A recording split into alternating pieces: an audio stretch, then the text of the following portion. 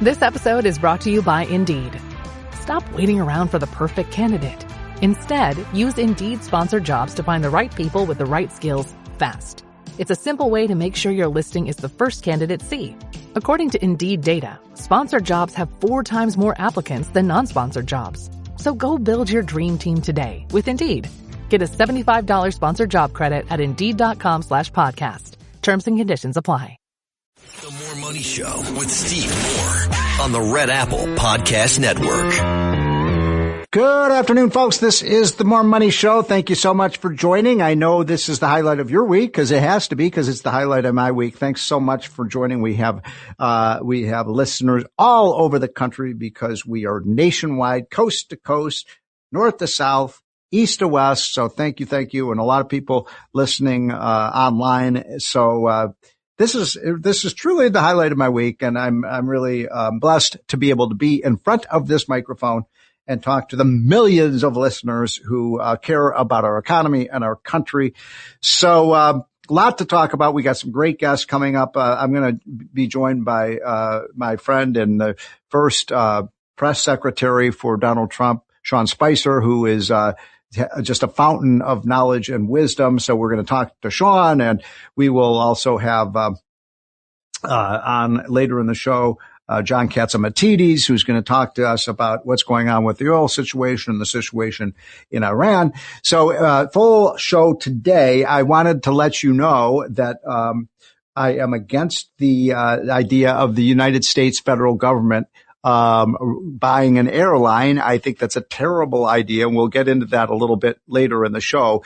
But I want you all to know that the reason that Spirit is in bankruptcy is because of what I call the killer bees of the previous administration, and that is Joe Biden and Pete Buttigieg, who killed a deal that would have gotten Spirit out of bankruptcy if they could have merged with JetBlue. I know a lot of you know this story.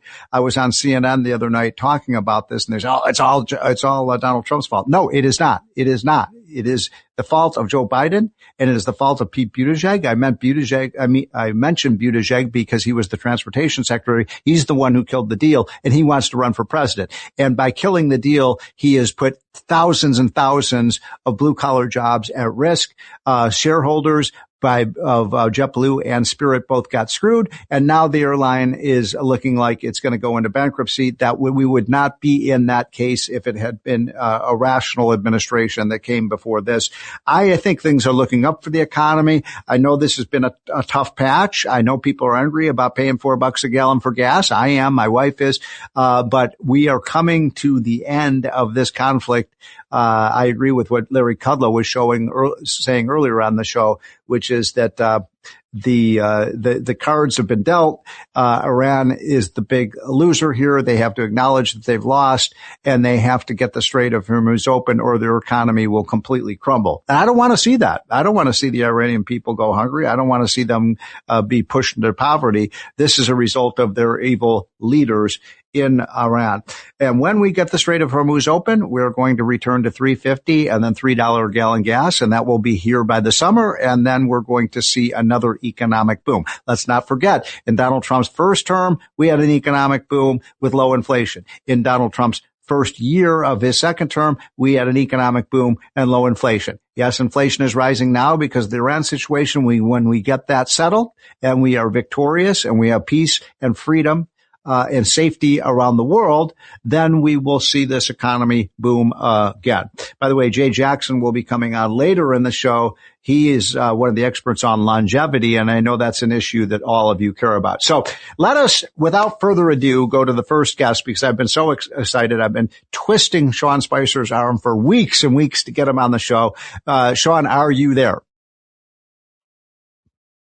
We're still getting Sean, Steve. So he's right around. He will be on in a few minutes. In the meantime, let's talk about some of the other things that are going on in the economy. One of the big stories is this, that we are now seeing a kind of melee in the United States Senate and the United States House.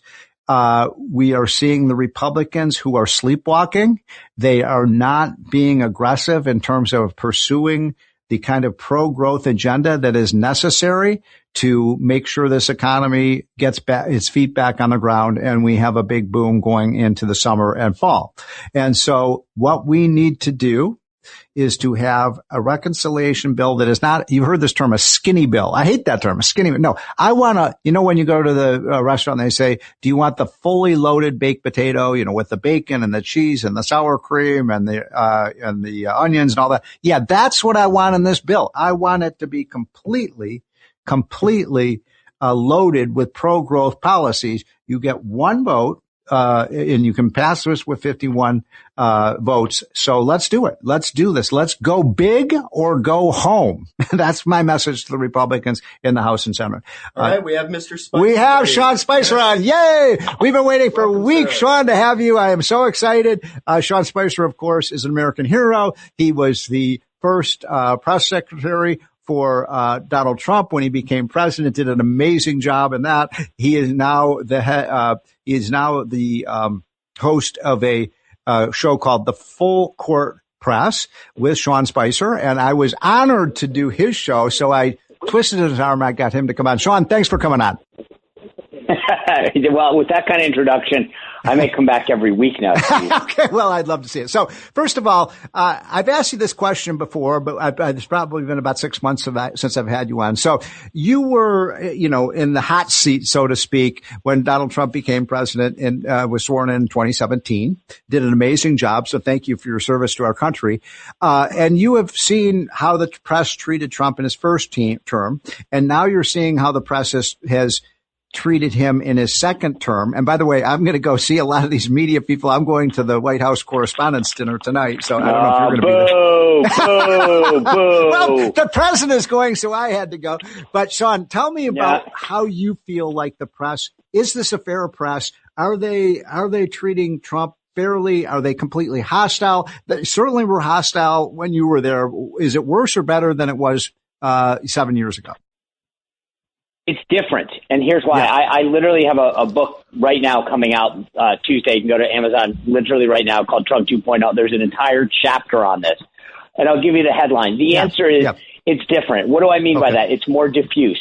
So when I was there, I'd look out from the podium, and I'd see maybe one, sometimes two, not hostile faces. And I don't say friendly because some of them, but now when Caroline looks out, right, there's the Daily Caller, the Daily Signal, the Daily Wire, Lindell TV. I mean, it is so what's happened is CNN is still CNN. The New York Times is still the New York Times. But I didn't have anywhere to hide. And I don't mean that like the conservative media, because to be honest with you, I would tell people all the time, Matt Boyle from Breitbart was one of the toughest guys to deal with because they had an agenda that they wanted. I mean, they felt like, hey, Trump needs to be focused on this agenda, and they were going to hold him to it. So they weren't easy by any stretch of the imagination, but Caroline has done a really good job. I brought in Skype. So I started to bring in outside, voices. And Caroline and I talked about this during the transition. And again, part of the reason I wrote the book was to explain, like, what makes Trump 2.0 different is that the 4 years out of office, they were able to plot and plan. And what do I mean by that? So, like, most presidents, actually everyone except one other, are literally, if you are consecutive terms, you just, Monday becomes Tuesday, becomes Wednesday, the same chief of staff, the same secretary of state, the same whatever, and you just keep going to work. When you have 4 years out of office, like the America First Policy Institute folks went around and interviewed all of the people, not all, like a good chunk of the people from Trump 1.0 and said, like, tell me about your job. What was it like on day one? What would you do differently? What resources would you like to have had? Compile all this information, and Caroline got it. Some of it she probably thought was great. Some of it not so much. Some of it she took. Some of it she didn't. But when I came in, I was like, where's the bathroom? Right? I'm kidding a little, but it's a very different dynamic. And that's the key, is that, like, I joke with people, Steve, that it's like a team that plays a team again in a season. Like, the second time you play, you're like, okay, I know the players on the field. Maybe here are some of the substitutions.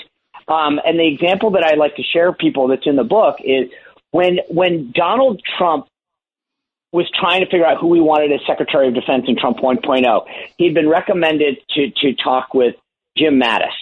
General Jim Mattis. And so Mattis comes to Bedminster. He meets with him for about an hour. Then on December 5th, we get on Trump Force One, fly down to North Carolina, and roll him out. That was it. That was his Secretary of Defense, right? You contrast that with Pete Hegseth, and you and I have talked about this, like, with respect to the Fed. Like, he knows a lot of these players now that he didn't know. And so part of the reason I wrote Trump 2.0 was to explain why, whether it's the briefing room or the personnel at the Secretary of Defense, now war level, are different and why it's a different outcome. So the book is Trump 2.0, The Revolution That Will Transform America. Is it out? Can we buy it? It's out Tuesday. You can literally go to Amazon right now. If you order it today, you will get it Tuesday when it's delivered. And here's the thing, like cool all of the radio audience, is that if you order in the next 7 days, I talk to people all the time, and they'll say, I really want a signed copy. It's not as easy as it used to be because you're not doing as many events. But so for people who are interested, what I've told them is if you go to Amazon right now in the next, today, order Trump 2.0 and screenshot your purchase, send it to contact@SeanSpicer.com. I will send you at Steve Moore's expense, billing Steve Moore for this. I'm going to do, Sean. I'm going to do that myself. I mean, that's a great thing. By the way, I got one more for you, Steve Moore. Okay. Do you realize? So I got asked a couple weeks ago. So would you like to have a book event at the Trump Kennedy Center? And I was like, yes. So on May 15th, it's a free event. All the information that Sean. I'm like, what is the date? How cool is that? Like, I get this 15th. That's May 15th. It's a Friday night, and I was like, that's amazing. How cool is that? I will be there. I'm going to get my picture taken with Sean Spicer, and I'm going to get an autographed copy, and I'm going to bring my book, the Trumponomics 2.0, and we can put them side by side. So that's fantastic. Well, okay, so back to policy. Look, this has been a tough month for Trump. We've got to get the Iran situation fixed, and we've got to get the Strait open, obviously, so we can see the gas prices migrate down. As you know, Sean, the average, even with this hike in gas prices, the average gas price under Donald Trump is lower than the average gas price under Joe Biden. Did you know that? Well, now I do. Yeah, so it's true. I mean, a lot of people don't know that. You know that. Even the great Sean Spicer didn't know that. But you know what? That's the problem is that's just not how politics works, right? You don't get credit for saying, because once you get it way down, right? It's like your salary. If you have a really good couple months, then you don't get to go. But it used to be a lot lower. Like, you get excited when those gas prices get down. I'm cheap. I'm a frugal New Englander at heart. So once he got them down under $3, I got excited. So when you were press secretary, and those first few weeks were pretty brutal because it was you could see foam coming out of these people's mouth, and you faced some tough press conferences, and sometimes when you would may have been a little demoralized coming out of that because you just get the crap beat out of you. What would the president say to you in that kind of circumstance? To your point, there were some good days. It was like, I tell people all the time, and I don't know about your experiences, Steve, with the president, but like, I tell people all the time, you never have to guess where you stand with him. So if I came out and I did a good job, he'd be like, that was great, you killed it. And then the days that he did not like something, right? He ripped the bark off of you, and he's done that to me too. And it was I know what you're talking about. Yeah, And it was, but like I said, the beauty was you never had to guess. You never were like, I think I did okay. Because I would come in, he'd either call or I'd come in right after the briefing into the Oval, and he'd be like, why did you say this? Da, da, da. But on the flip side, he would be effuse with his praise. Yeah. If you did a good job, he'd be like, that was perfect. That's what you did great. So you never had to guess. Well, one last thing I'll say about that. We're running out of time here, Sean. And the book, by the way, is Trump 2.0, The Revolution That Will Transform America. When I was doing something on behalf of the president, I was just getting the crap kicked out of me. Trump would call me and said, thank you. You're doing a great job. So he, nobody knows what it's like to have bullets fired at them, literally and figuratively, than Donald Trump. No, he did that the other day. I was at an event with him, and he called me out, and he said, you know what? Sean's always got, like, he pays attention, and it's funny, sometimes in the media they'll say, oh, Trump's not loyal.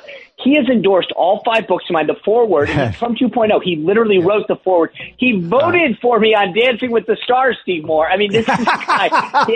Now that is loyalty. Have to do that. That's loyalty. Oh, my God. All right, Sean, thanks so much for coming on. And Full Court Press, what is that? You bet. Tomorrow morning, 10 o'clock, WABC. I'm the warm-up act for Joe Concha.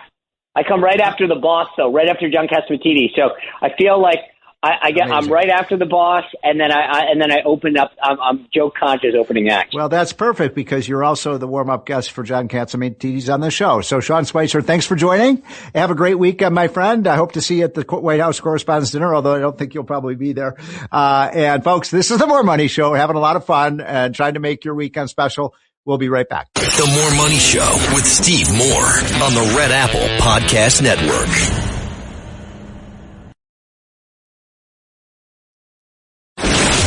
The More Money Show with Steve Moore. Entertaining and informative on the Red Apple Podcast Network.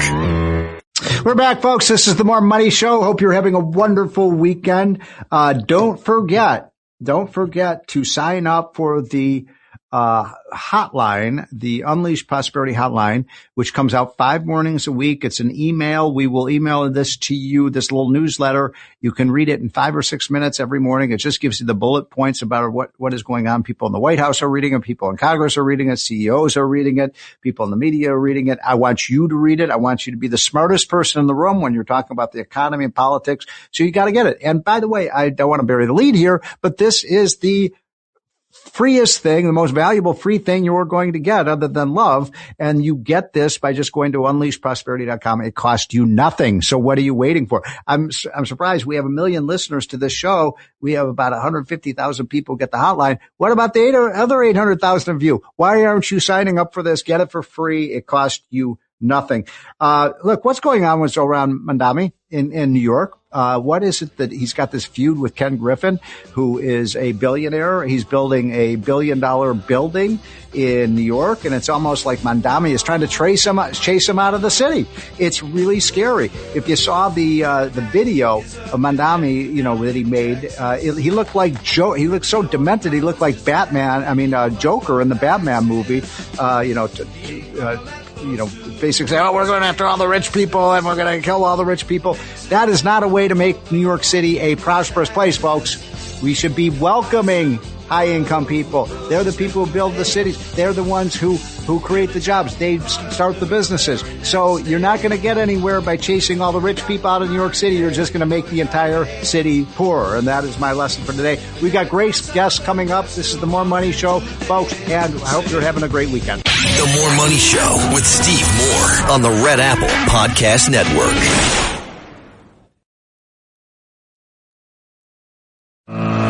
More Money Show with Steve Moore. Entertaining and informative on the Red Apple Podcast Network.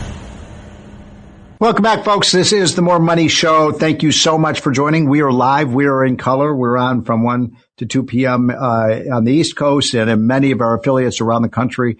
We're on all weekend. So thank you for joining.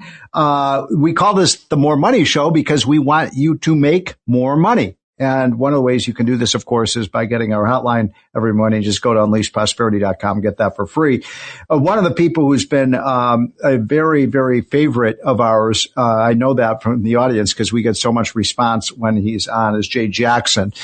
Jay is the CEO of Abacus Global Management. He is an expert on longevity. He's an expert on retirement. And so given the fact that a lot of us are getting older, including me, I just turned 66, and thinking about, okay, what am I going to do in my retirement years and how am I going to be financially secure? I thought there was nobody better to have back on than Jay. Now, Jay, first of all, thanks for joining.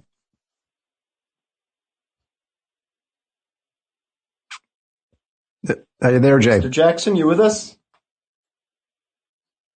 I don't hear Jay, so yes, I'm so sorry. Steve, listen, there you are. As I age, technology may have escaped me. I had the mute button on.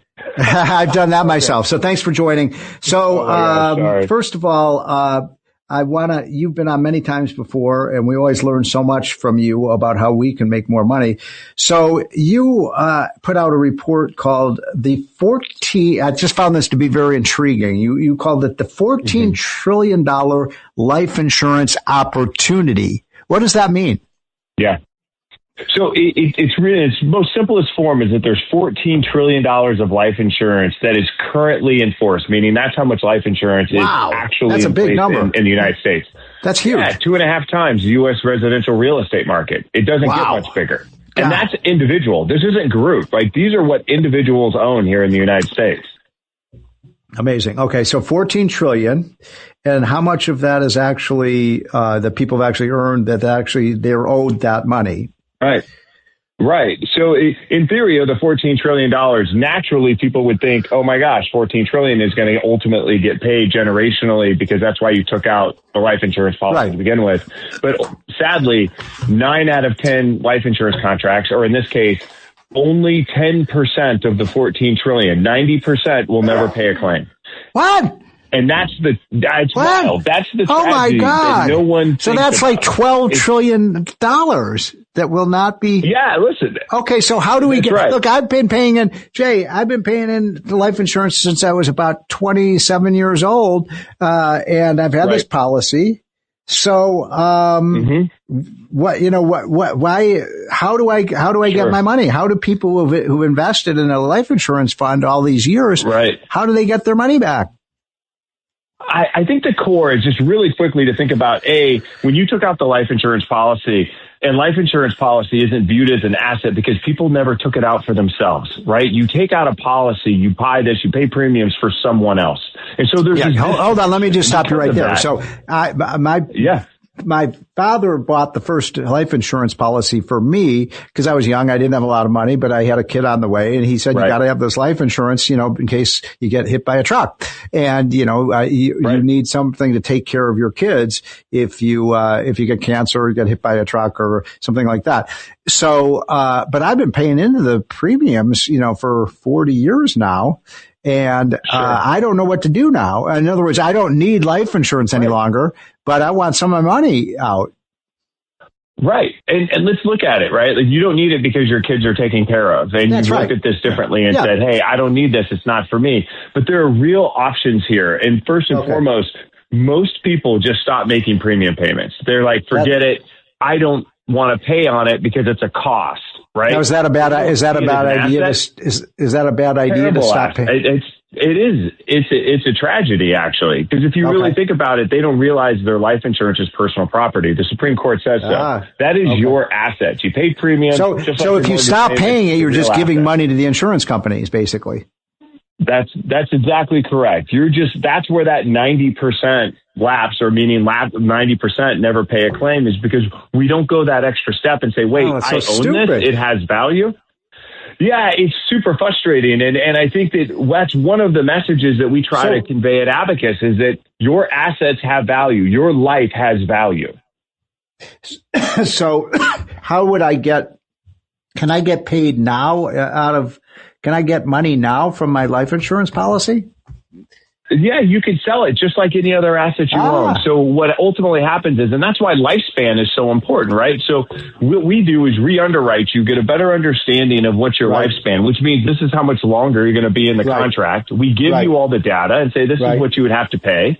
And then ultimately we tell you this is the current net present value. Today, it might be worth $250,000. Tomorrow, it's going to increase in value as you age. And just think about the economy right now. People are looking for liquidity. People are looking for assets, and they're ignoring one of their most valuable. And you can sell your life insurance policy. That's right. Abacus is, and this is a pro-consumer, highly regulated transaction. This isn't like lending.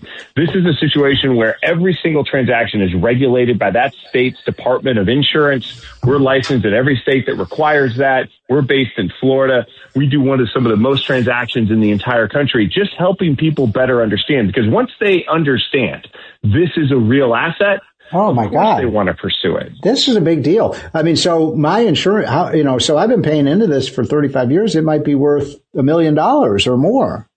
Very well could be. Wow. Abacus paid out, ready for this, $250 million last year. Oh my God. $250 million. Wow. I'm sure the life insurance companies probably don't like you too much because you're taking money from them and giving it to the people who paid into the system. They actually don't mind. And from their perspective, I think they're in many ways providing that they would, this service is being provided to their policyholders. That's not really an issue for them because, the biggest thing is we're so small, which is wild. We shouldn't be. We should be much, much larger. But as people learn about this financial option to themselves, we're now applying it to the other financial options that they're learning about. Why? Because we have their lifespan. Now use that in financial planning. Number one fear is running out of money in retirement. Yeah. We now know how long you're potentially going to be in retirement. Apply that. Do you defer Medicare or Medicaid? Should you, in fact, start taking a higher income? Right? All these things weigh into that decision. The life insurance policy is certainly a piece of that, but now it applies against your entire financial portfolio. So I'm talking to Jay Jackson, who is the CEO of Abacus Global Management. A lot of this stuff, and I'm supposed to be a smart money guy. This is opening my eyes, Jay. So if I don't know this, I'm sure a lot of my listeners don't know it either. And think about it, folks. You're paying this life insurance month after month after month after month, year after year after year after year. You've got to, if you understand what Jay is saying, he's saying that's an asset. You own it. Don't stop paying it. Right? You just said the dumbest thing to do is just discard it because you're just throwing away money. Literally leaving it on the table. That's the tragedy. And it happens every day to the tune of this. One last stat, Steve. Over 700 billion will lapse this year. God. Where people didn't realize it was an asset. 700 billion. So if I call you, call Abacus and get in touch with you, what will you do for me? You'll look at my whole, insurance portfolio and you will make a plan for me so I can maximize my money. Yeah, that's the simplest way. Like we do a whole financial plan, a lot of modeling, but here's what's really easy. We have a calculator online for you. You can go to abacusgm.com. There's actually a calculator. Put in the basic stats of your policy, size, what your gender is, what your age is, and then what type of policy you own. Literally in a few seconds, it'll give you what that net present value could look like based upon your own health assessment. It takes literally less than 10 seconds of your life, and you could end up making $1 million. And so again, for those just joining, my friend Jay Jackson is calling this the $14 trillion opportunity. That's how much money is out there in insurance plans, and much of it will not be claimed by the people with the policies if they're not smart. Right. It's as easy as going online, and then they can figure out if it's got value or not. It's really simple. Folks, don't give your money away. I mean, come on. I want you to be rich. I want every one of our seniors to live a good life. And once you turn 65 or 70 or 75, you don't necessarily need life insurance anymore. So why not capture that asset, right, Jay? That's exactly right. Why leave that money on the table if you knew what it was worth in the hundreds of thousands and you already let a policy go? That's the biggest tragedy. So you will when I call you, Jay, you will look at my financial stuff. You'll let me know, because I don't even know what my life insurance policy is worth. That's right. We can tell you literally instantly, and you don't even have to speak to someone. It's that easy. Amazing stuff. Okay, Jay, great stuff. Thank you so much. And we'll have you on in another few weeks, because every time I listen to you, I learn more. Folks, that's why we have Jay on, because we want you to make more money. That's why we have the More Money Show. And we will be right back with the great John Catsimatidis in 2 minutes. The More Money Show with Steve Moore on the Red Apple Podcast Network.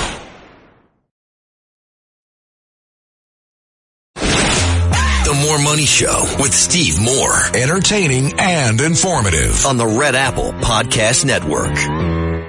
Welcome back, folks. This is the More Money Show. I am economist Steve Moore, and my boss is John Catsimatidis. He's the one who runs WABC and has really turned this into one of the most important and impactful talk radio stations in the nation. So, John, I'm getting jealous of you every time I turn on Fox News or Fox Business. There you are upon it. You're even becoming more famous than I am, John. Well, the president, you see the president almost every other day. I mean, I get to see him once in a while. Well, so congratulations. You always speak wisdom when I see you on, and as soon as I see you on, I turn on the volume because I know you're going to say something impactful. So let's start with one of your areas of expertise, John, which is the energy market. You're in the oil business. What do you expect with respect to the situation in Iran and the situation in the Strait of Hormuz? What do you think gas prices are looking like when we get into the summer months? Well, once, the Secretary of Energy was wrong about saying the prices are going to go to 2027. I mean, he's a smart guy, and he said it would not. He said the price would not go below $3 a gallon before 2027. You think he's wrong about that? I think he's wrong. But we still have a few problems, and right now he recalled his people from Pakistan about an hour ago. So there might be a little bit of waving around on Monday. And so right now we're at about $90 a barrel. What's the world? 96, I think. That's pretty high. That's pretty high. It's pretty high, but once the war is over, it could be 30 days, it could be 60 days. Once the war is over, you're going to see it down to the 60. I would say WTI is 55 to 65. And that's the equivalent of about $3 a gallon, isn't it? Or maybe a little bit more? Yeah. Yes. So we're all hoping that you're right about that, John, because I'm sick and tired of paying $4 a gallon at the pump, and I think most people are as well.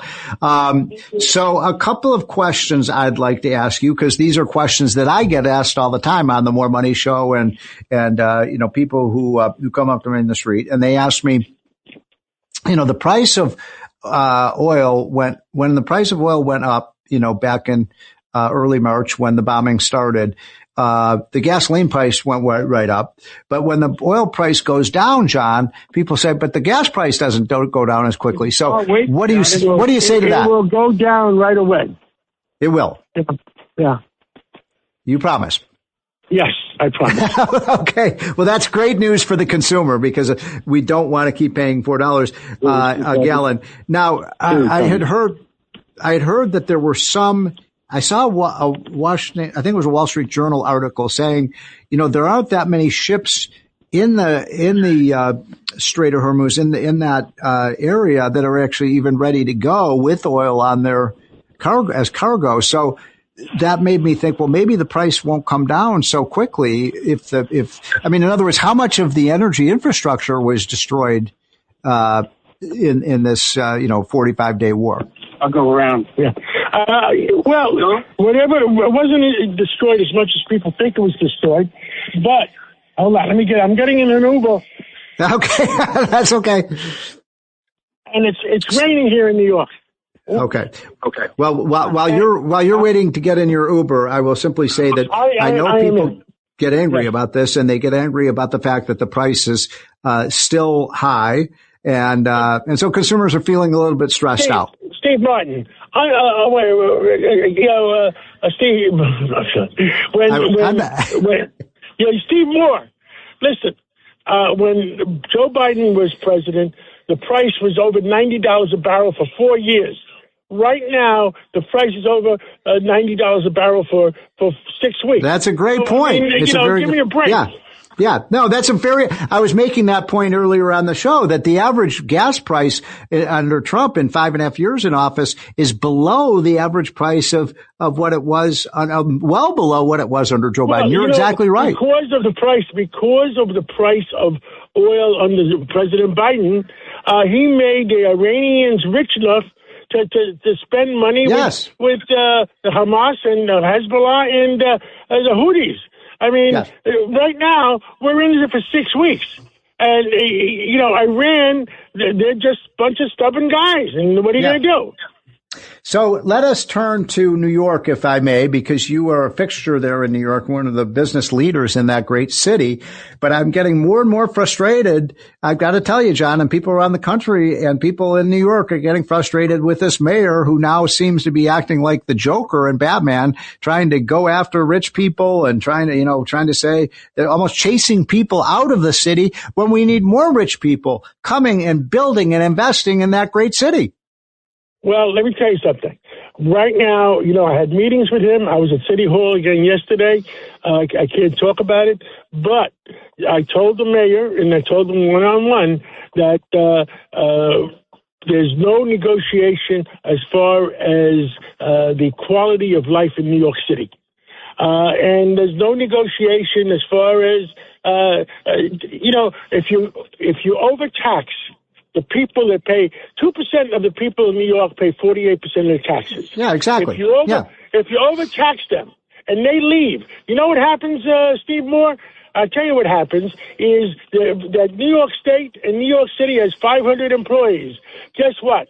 Moody's is not going to allow them to borrow money on their bonds. S&P is not going to allow them to borrow money on their bonds. And you know something? Those 500 people that work for the city of New York, I guess they're going to be unemployment. Wait a minute. It's not 500. It's probably closer to much larger than 500. I mean, 500,000 of that. Yeah. That's what I thought. Yeah, 500,000. 500,000 people are on the payroll. That's unbelievable. Yes. And you know something? I hate to say this, but they could probably do it with 20% less. Oh, no question. I mean, look, New York City when I ran for mayor in 2013, we had a lot less employees. So how'd it go? Do you think that you're going to get some better? I mean, the guy's a little bit crazy. He looks a little crazy to me. The guy is a Bronx science graduate. He's a smart guy, but he's only 34 years old, so he has to start to understand. And what I'm trying to tell him is the fact of life. You're either on the edge of disaster or the edge of success. You get to pick. You get to pick. I'm just coming where I'm at right now. I'm in Brooklyn. I went to my Brooklyn Tech, one of the best high schools in the world, my 60th anniversary of graduation. Wow. And I'm here with my friends. And let me tell you something. Brooklyn Tech is one of the best high schools in the country. Yes. And when I said that to the mayor, he says, "We're never going to agree with that. I think Bronx Science is the best school." Yeah. Well, I just wish he would understand that if you keep raising taxes in New York, you're already the highest tax place in the country, other than maybe Los Angeles. You're just going to lose the people who start the businesses and not rich people. John, you're talking about Steve, my friend that works for J.P. Morgan. You know what he said to me when I came to work for J.P. Morgan? There was 33,000 employees in New York City, and now we're down to 25,000 or 26,000. Yeah, and that's because a lot of those jobs have moved to Florida and Texas and so on. A lot of them moved to Texas. Yeah, I know. And Texas may take over as the new New York Stock Exchange might be the Texas Stock Exchange. I mean, it's just heartbreaking, John. I mean, you know what he should do? I'm serious. Zoran should hire you to be the city manager to get this thing turned around. Well, I told him all I charge is a cup of coffee. So far, I only got a cup of water. Yeah. Well, I'm glad. This is news breaking, folks, that the mayor is listening to people, hopefully listening to people, like John Catsimatidis who know how things work. That's exactly what he needs, John. That means maybe you can help save this great city because it is the greatest city in the world, the most important city in the world, and we cannot let it go bankrupt. We love the city. We all love the city. And he has to realize that again, I'm going to say the words that I used with him. The exact words are, you're either on the... All right, John. Well, I hope you get to where you're going to. Folks, this is the More Money Show, and we will be right back. Thanks for listening to More Money with Steve Moore. You can hear More Money with Steve Moore Saturday afternoons at 1. If you like the podcast, share it with your friends and listen anytime at WABCRadio.com and download the WABC Radio app. Hit that subscribe button on all major podcast platforms. Plus, follow WABC on social on Instagram, TikTok, Facebook, and X. See you next time for a new episode so you never have to wonder. What the heck is going on here? Security program on spreadsheets, new regulations piling up, and audit dread? It's time for Vanta. Vanta automates security and compliance, brings evidence into one place, and cuts audit prep by 82%. Less manual work, clearer visibility, faster deals, zero chaos. Call it compliance or call it compliance. Get it? Join the 15,000 companies using Vanta to prove trust. Go to vanta.com/calm.